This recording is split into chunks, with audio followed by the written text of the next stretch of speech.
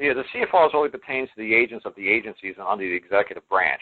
So if you consider yourself a U.S. citizen, yes. Do the CFRs pertain to you? Yes.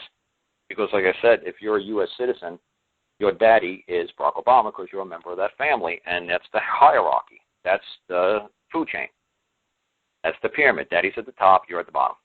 You know, whether it's you're a member of that family or the Gambino crime family, they're going to have the crime boss. They're going to have John Gotti at the top. You're going to answer to somebody when you're a citizen or you're a member of a family. You're going to be part of the food chain somewhere. And even as a daddy, daddies know that they take on the full burden of liability if a child of theirs throws a rock through somebody's window. They're not going to sue the child. They're going to sue daddy. So just because you think you're daddy and you're the king, well, you still have duties, obligations, responsibility to other members outside of your family when somebody in your family does wrong. So just because you think the king, you still got responsibilities. The shrink rat corrected me. I should have said Title 26, not just the IRS code. Thank you, shrink rat. Well, that's the CFR. Is that like Title 26, Section 11, where all crimes are commercial crimes? And like I said, that's true because CFRs, like I said, all pertains to ATF, alcohol, tobacco, firearms kind of agencies.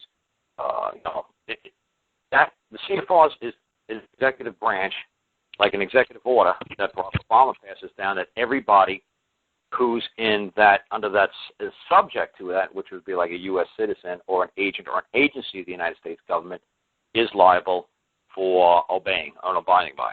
But if you're saying I'm not a U.S. citizen, I'm not liable to abide to any CFR. You don't have to abide to the CFRs because you're not an FBI agent. You're not a citizen of the United States. You say that has nothing to do with me. But we've all been trained since we were little kids to scream up and down, yay, I'm a U.S. citizen, yay.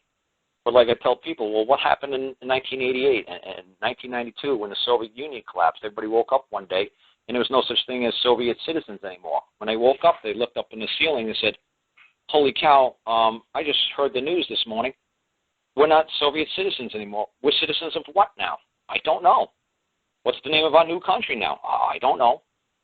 So what if we woke up one morning and the United States was gone? We all looked at the ceiling and said, oh, my God, my whole life I've been a U.S. citizen. Now what kind of citizen am I? You see, so that's what I'm saying. Just because you say, everybody says, oh, United States citizen, oh, that's going to last forever. Well, I'm sure the Soviet citizens thought the same thing. They woke up one morning and looked at the ceiling and said, oh, my God, I'm not a Soviet citizen anymore. What am I?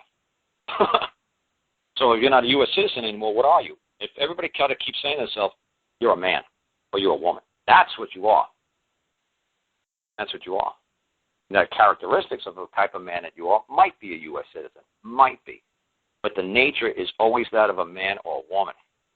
Then go down the totem pole, it's a characteristic. U.S. citizen. Go down underneath that, it's a reputation. What does the world think of U.S. citizens? Well, right now they probably don't have a very high opinion of us. So it's nature, characteristics, reputation. That's how you stylize yourself. That's how you define yourself. You define yourself as a man or a woman. The characteristics, old, young, big, white, black, yellow, characteristics, reputation, honest man, dishonest man, crook, thief. There you go.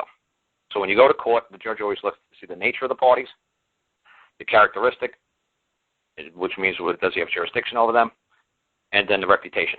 Who did wrong, who's the wrongdoer, who's the harmed. Simple.